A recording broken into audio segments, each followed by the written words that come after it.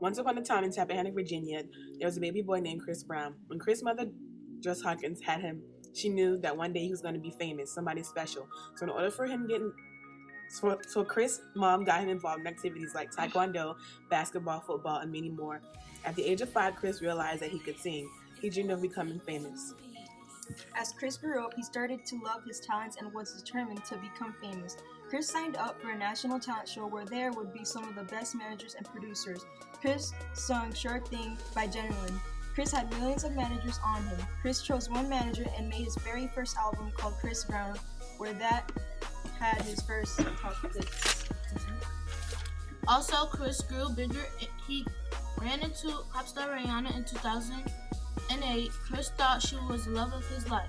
One day, Chris and Rihanna were invited to the 2009 Grammy Awards. When Chris and Rihanna got home, they got into a humongous argument which led to violence. Chris was arrested and Rihanna were temporarily not talking.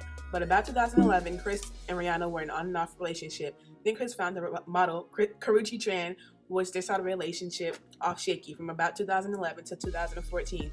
In 2012, Chris saw one of his old pals, Drake, at the nightclub. There's what happened. Chris sent Drake a bottle of champagne to try and make a truce, but Drake violently threw the bottle back and busted Chris's chin. Then a big fight broke out. Before the police could arrive, the party fled the scene. Here is what happened. In 2013, Chris was going to the recording studio when Frank Ocean got in Chris' face and punched him over a parking spot. Chris tried to talk it out with Frank, but all he wanted was violence. Once a criminal, always a criminal. No. Chris only went to jail for 8 hours. Also in 2013, Chris was taking a picture with 2 of his fans, which a man walked and photobombed the picture. Chris' bodyguard gave the man a bloody nose, but everybody thought it was Chris. So Chris was sent to rehab and was diagnosed with bipolar disorder.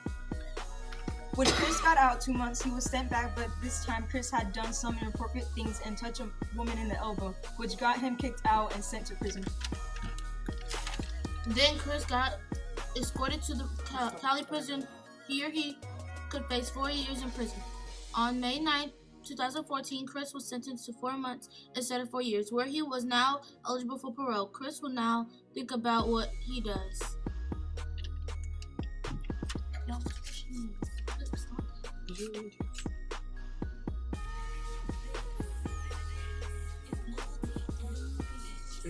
Court, May 9, 2014.